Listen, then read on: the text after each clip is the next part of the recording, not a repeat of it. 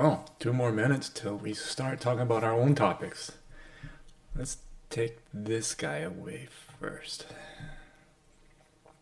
Actually, just keep it on.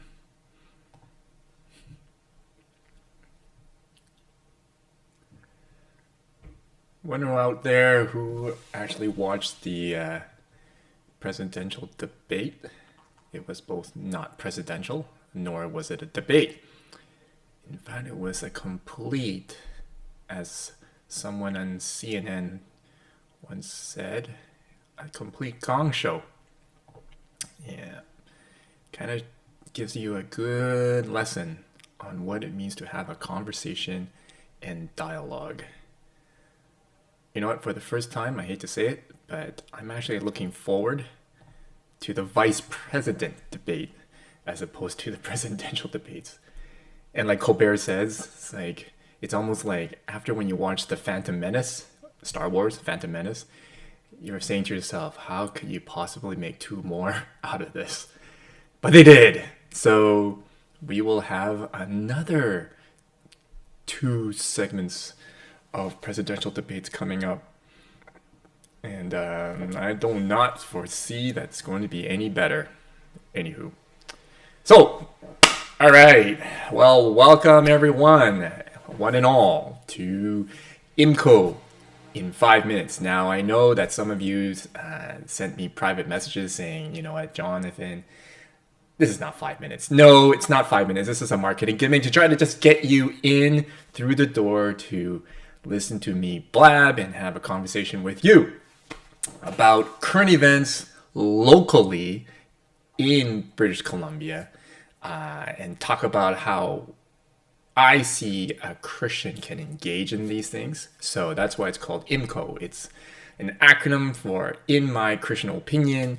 And yes, I do try to stay within 5 minutes, but right now I've been averaging 10 because, I like to hear myself talk. But it is very tempting to talk about something else other than our current issues, because our current issues locally doesn't seem as romantic as the stuff that is going on down there in the States. But you know what? That is okay. We have stuff that is very practical, and you know what? It's been an issue for quite some time. And what I'm talking about is our top story this past week, and that is about homelessness. In particular, the Strathcona tent city. And if you don't know, yesterday, around in the morning from 7:30 a.m. to around 9:30 a.m., I think, there was a protest, a rally of Strathcona residents telling the government, all levels of government, that this homelessness issue needs to be resolved. That the people who are camped over in their backyard, which is the Strathcona Park, needs to go.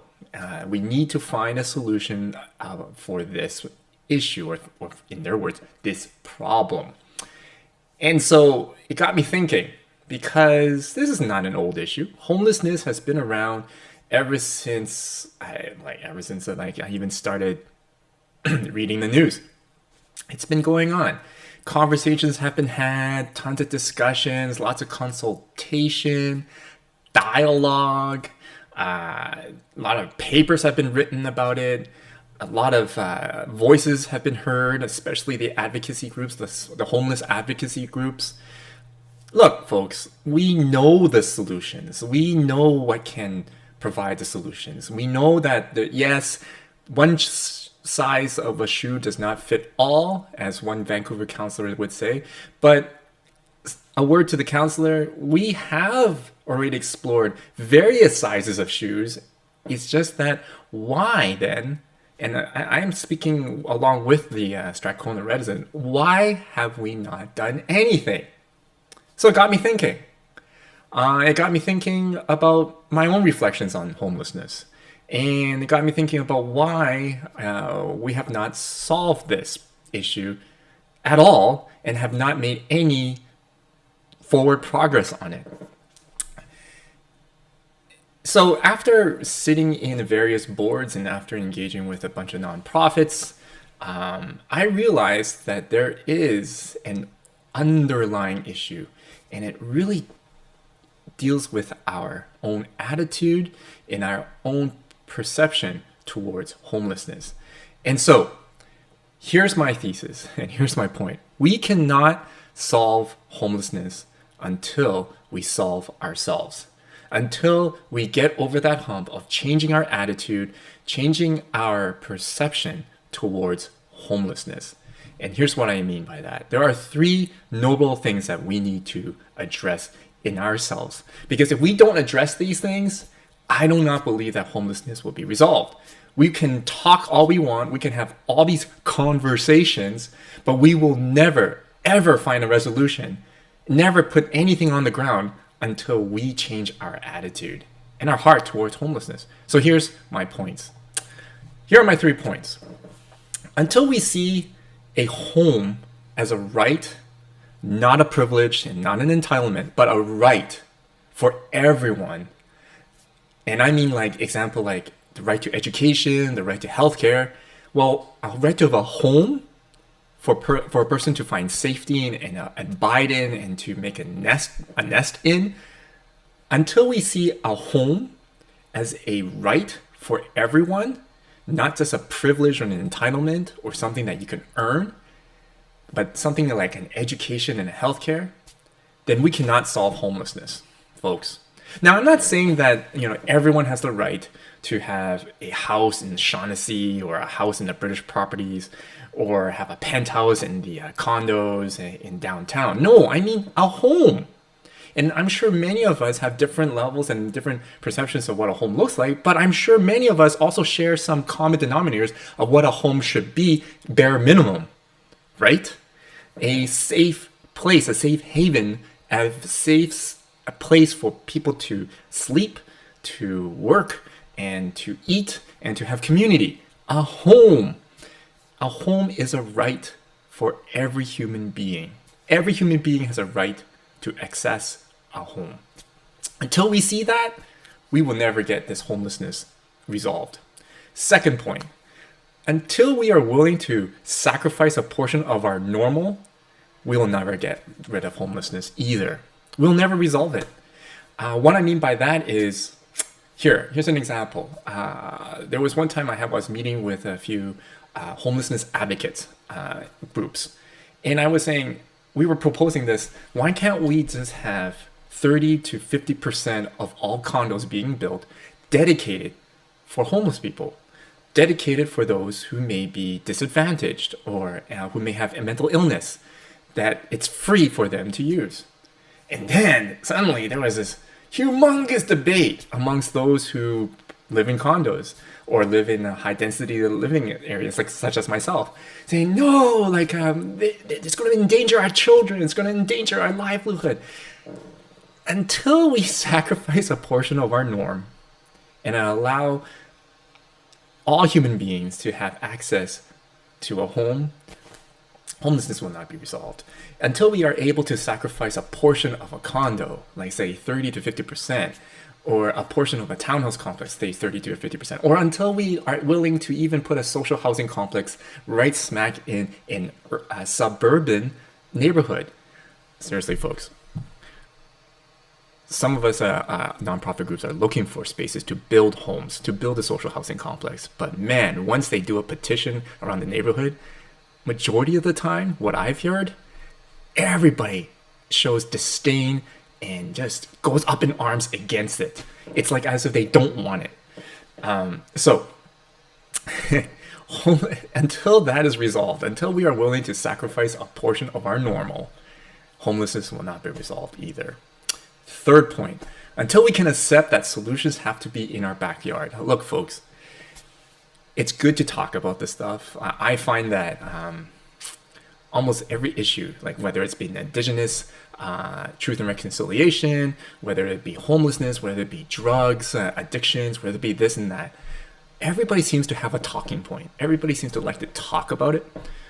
But when it comes to putting this stuff on the ground, no one wants the solution in their backyard. No one. It's as if we do not want we want resolutions, but we don't want the resolutions to be in our backyard. Here's an example. I'm involved with a few social housing complexes and a few organizations that do build social housing complexes. It is so hard to convince neighborhoods to build social housing complexes because, look, it is good, right? It is good to offer low-income housing. But when it comes to putting it in a suburbia or a neighborhood, everybody's up in arms because the first thing that comes to mind is that their values are going to go down. Look, folks, my townhouse complex is smack right beside a social housing complex and a housing co-op for the mentally ill. And I must say, our property values here have been just stagnant and haven't been going up at all, whereas other properties have. But is that something of my concern? No, because you know why? For me, a home is here to stay. I am here to nurture, to build a neighborhood, to build a community, and I am one of those agents, one of those people that just want to be here for life, to invite everyone to welcome here in this community so that we all can live together in harmony, to flourish, as Christians would say, right? To love your neighbors. So I don't really care about housing prices going up and down. I don't care about whether my property is going up or down. In fact, to tell you the truth, that will kind of help in our insurance if you think about it. And also, besides the point, I'm going off topic here, property taxes. But that's okay. What I really wanted to stress is until we accept that the solutions have to be in our backyard, we can never resolve the issue of homelessness. We cannot resolve the issues of the indigenous peoples and how much how hurt they've been. Until we invite them to our backyard, we can never resolve that either. Until we invite drug addicts, drug addictions, and safe injection sites into our backyard, we cannot resolve any of these issues until we say to ourselves, look, you know what? It has to be me. We have to do it together, and it has to come in our backyard. Because if we do not address these three things, if we do not change our attitude in these three things, it's just all talk. And it's just all propaganda. And you know what? At the end of the day, in Christian terms, it's just blatant hypocrisy. Blatant hypocrisy. If we do not change our attitude and accept that a home is a right for all humankind, that until we are willing to sacrifice a portion of our norms for the other, and until we can accept that solutions have to be in our backyard, it doesn't matter how much we talk about it. In fact, if anyone talks about it and does not do those three things, they're just talking for the sake of just making them look good. And, coincidentally, it's the elections time. I think that homelessness should be one of the top topics of the elections, especially our provincial elections. And so I advise everyone to push that agenda into every party that is running for the elections.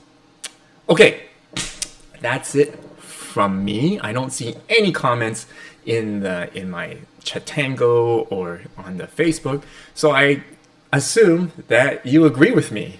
But if you don't, and you're watching this after the fact, which, mind you, I will post the recording of this later on, feel free to chime in on the comment box or just send me an email or a text just to say that you're absolutely wrong, you're off the rocker, and I totally disagree with you, or just say why you disagree with me, and we could chat more, and I will include that in the next IMCO.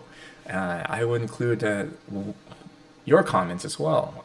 Of course, anonymous, but I will include them as well just to talk back. All right. Well, till next week, have a blessed week and a great weekend. Enjoy the weather. The weather's awesome. But yeah, till next time, have a blessed week.